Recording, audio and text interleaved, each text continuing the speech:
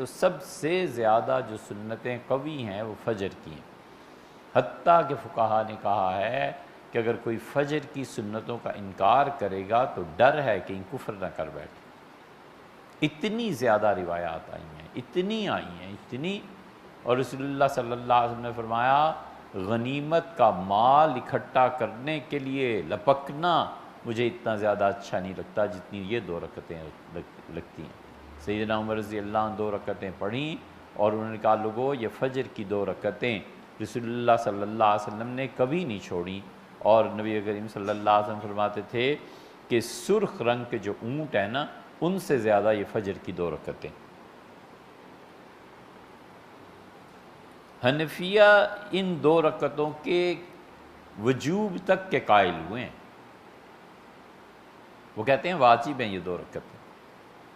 حنفیہ اس تک کے قائل ہوئے ہیں، اتنی زیادہ احادیث اس میں۔ اسی لیے جب اس کے وجوب کے قائل ہوئے ہیں نا تو اسی وجہ سے یہ سمجھنا چاہیے، یہ اہل حدیث کا بڑا اعتراض ہے کہ تم لوگ کہتے ہو کہ فرض امام پڑھا رہا ہے تو پیچھے کہیں کھڑے ہو کے پڑھ لو۔ ہم کہتے ہیں اس لیے کہ صحابہ رضی اللہ عنہ ایسے کرتے تھے، عبداللہ ابن مسعود رضی اللہ عنہ ایسے کرتے تھے۔ یہ بہت بڑا اعتراض حنفیوں پہ کیا جاتا ہے کہ فجر کی نماز ہو رہی ہے اور پیچھے کہتے ہیں سنتیں پڑھ رہے ہیں، اور حضور صلی اللہ علیہ وسلم نے فرمایا کہ جب فرض نماز شروع ہو جائے تو پھر کسی کے لیے یہ درست نہیں ہے کہ کوئی اور نماز پڑھے، تو تم حدیث کے خلاف کرتے۔ ہم کہتے ہیں بالکل سادی سی بات ہے، حضرت ابو الدرداء کو دیکھو، عبداللہ ابن مسعود رضی اللہ عنہ وغیرہ کو دیکھو، وہ کوفہ کی جامع مسجد میں آتے تھے اور نماز ہو رہی ہوتی تھی فجر کی اور پیچھے کسی ستون کے پڑھ لیتے تھے۔ عبداللہ ابن عمر رضی اللہ عنہ کی روایت آتی ہے کہ ابن عمر رضی اللہ عنہ آئے مسجد نبوی میں اور انہوں نے دیکھا کہ جماعت ہو رہی ہے تو وہ جلدی سے اپنی ہمشیرہ ام المومنین حضرت حفصہ رضی اللہ عنہ کے گھر میں تشریف لے گئے، حجرہ تھا، ساتھ ہی تو تھا کمرہ، اور اس میں جا کر انہوں نے فجر کی سنتیں پڑھیں اور پھر آ کر جماعت میں شریک ہوئے۔ یہ تو ایک جواب ہے۔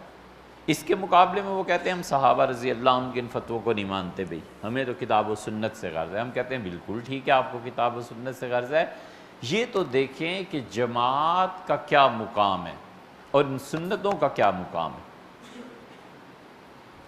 فجر ہو یا ظہر ہو، جماعت سنت موقدہ ہے، اور یہ صبح کی 2 رکعتیں ہمارے نزدیک یہ واجب کے قریب ہیں، تو ترجیح اسے دیں یا جماعت کو دیں؟ واجب کو ترجیح ملنی چاہیے نا۔